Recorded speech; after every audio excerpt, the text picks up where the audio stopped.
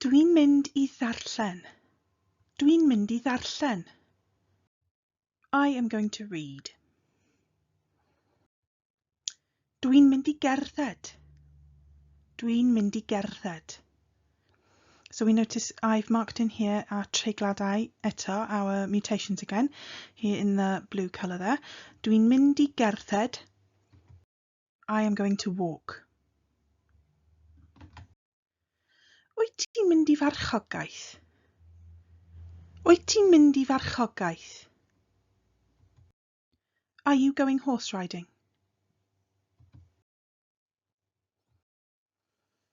Dyn ni'n mynd I bysgota yn Sir Benfro. Dyn ni'n mynd I bysgota yn Sir Benfro. So we've gone from dwi'n mynd I, I am going to dyn ni'n mynd I. Now, if you're yn y gogledd, this might sound more like da ni'n mynd I, with a a sound at the beginning. Da ni'n mynd I. Dyn ni'n mynd I bysgota yn Sir Benfro. We are going fishing in Pembrokeshire. Wythnos nesa, dyn ni'n mynd I nofio. Wythnos nesa, dyn ni'n mynd I nofio.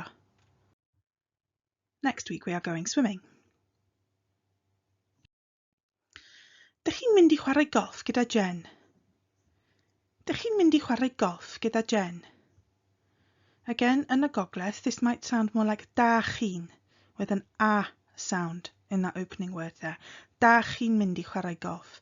And we might use efo instead of gyda. Da chi'n mynd I chwarae golf efo Jen? Are you going to play golf with Jen?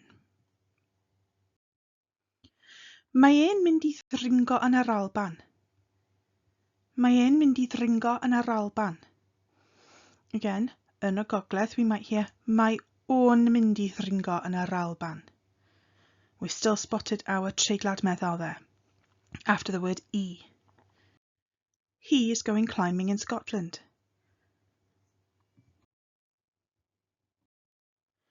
Mae hi'n mynd I ymarfer yoga yn India. Mae hi'n mynd I ymarfer yoga yn India. She's going to practice yoga in India. Ma'n nhw'n mynd I edrych ar y teledu heno. Ma'n nhw'n mynd I edrych ar y teledu heno.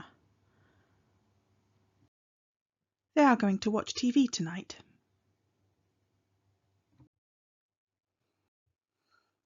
Dwi'n mynd i'r clwb gwae yfory. Dwi'n mynd i'r clwb gwae yfory. I am going to the knitting club tomorrow. Dwi ddim yn mynd I wnïo heno. Dwi ddim yn mynd I wnïo heno. So now we've turned our brawddeg, our sentence, into the negyddol, into the negative. We've gone from dwi'n mynd to dwi ddim yn mynd. Dwi ddim yn mynd I wnïo heno. We've still got our treiglad meddal there. We lost our G in front of gwnïo. I am not going to sew tonight.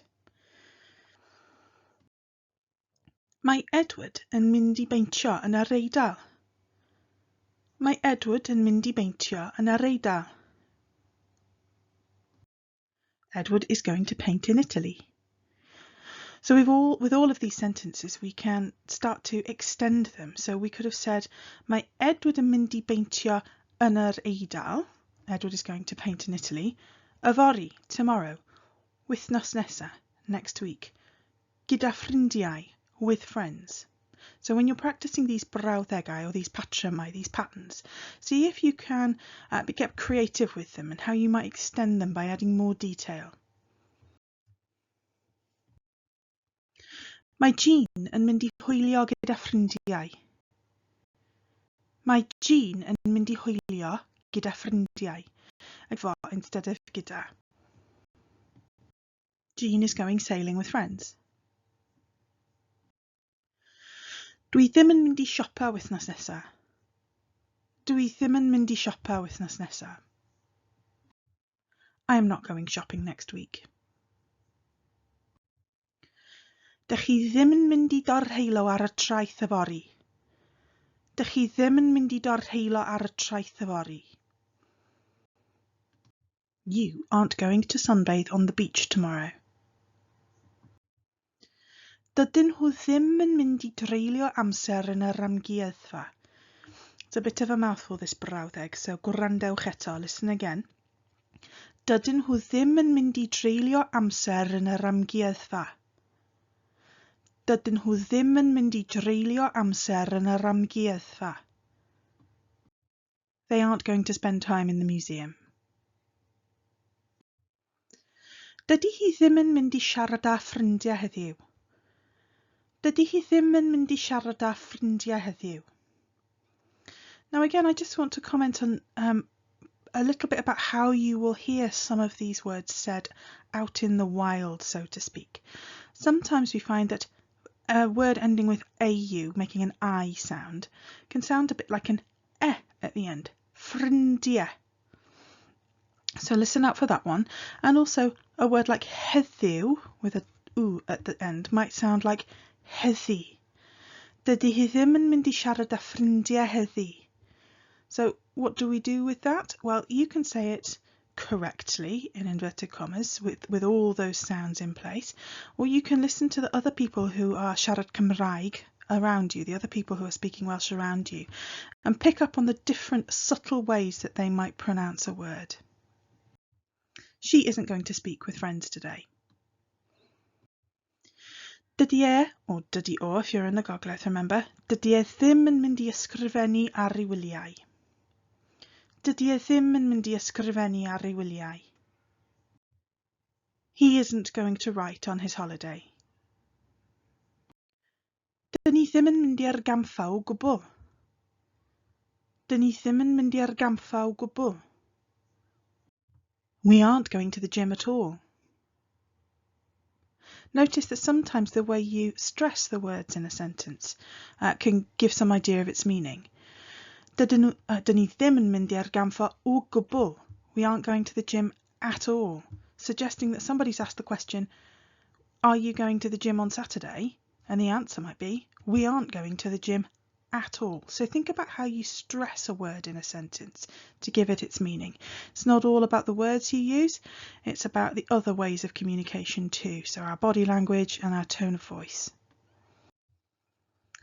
Dydy Anwen ddim yn mynd ar y we yn y bore.